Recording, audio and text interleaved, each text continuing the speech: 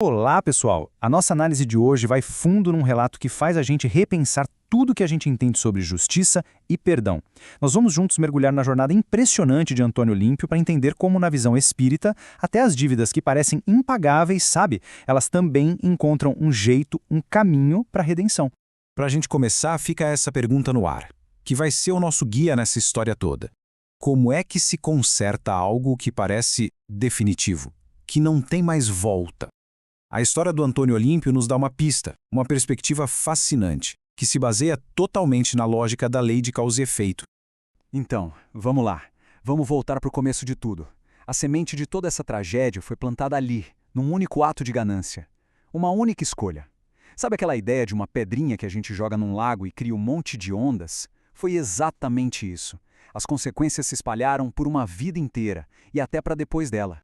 E quem são as pessoas no centro dessa história toda? Bom, eram 3 irmãos, o Antônio, que era o mais velho, e seus irmãos mais novos, o Clarindo e o Leonel. E o que estava em jogo? Uma herança, um patrimônio deixado pelo pai. Algo que deveria unir a família, né? Mas que a ambição sem limites do Antônio transformou no estopim de uma tragédia.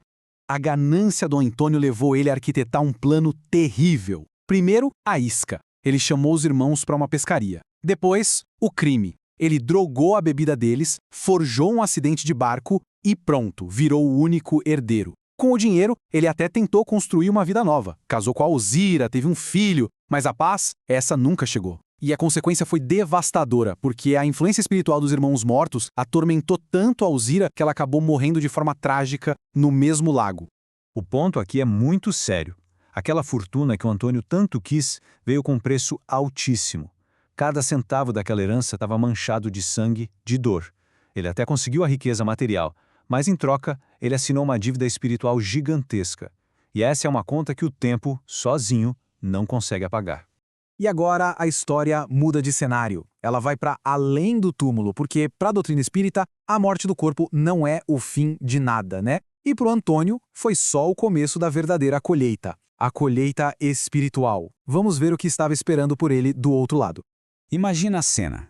No momento da morte dele, o Antônio não encontrou paz, nem descanso, nada disso.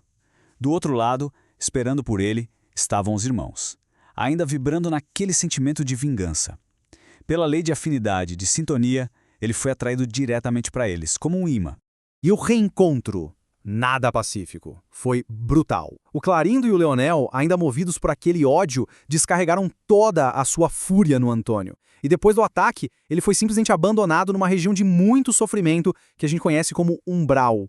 E veja bem, não como um castigo divino, mas como um reflexo do estado da consciência dele, um lugar que era o eco exato das ações que ele mesmo praticou. Mas, e aqui vem uma virada importante na história. Na lógica divina, nenhuma alma fica esquecida para sempre. Depois de um longo tempo nesse sofrimento, que serviu para ele começar a se arrepender, uma equipe de resgate espiritual da colônia Mansão Paz o encontrou. E a mensagem deles foi clara, como a gente vê aqui: estamos aqui para ajudar. Era uma mensagem de misericórdia, não de condenação. Era o começo de uma nova fase. E é aqui que a gente chega na parte talvez mais fascinante de toda essa história: o plano para a redenção.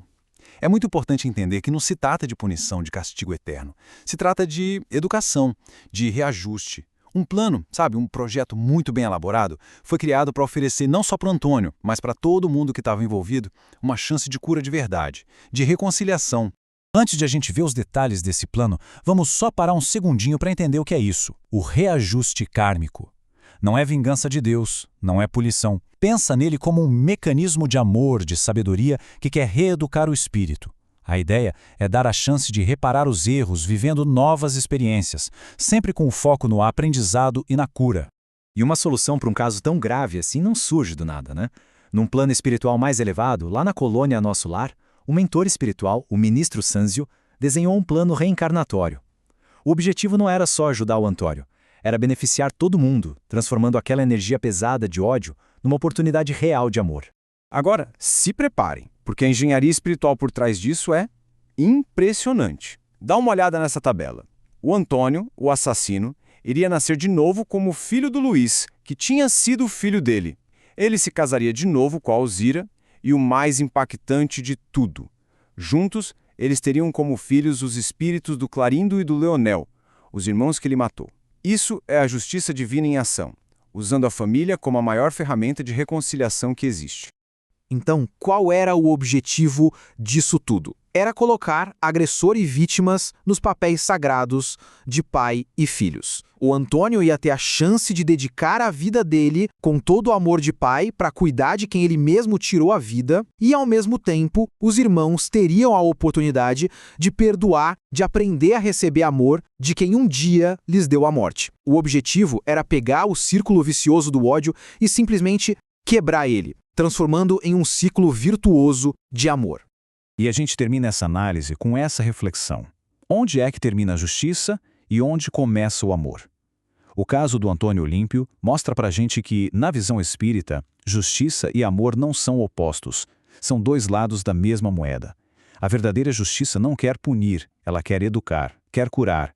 E ela nos lembra que a vida sempre, sempre vai buscar um jeito de transformar as nossas feridas mais profundas em aprendizado e, no fim de tudo, em reconciliação.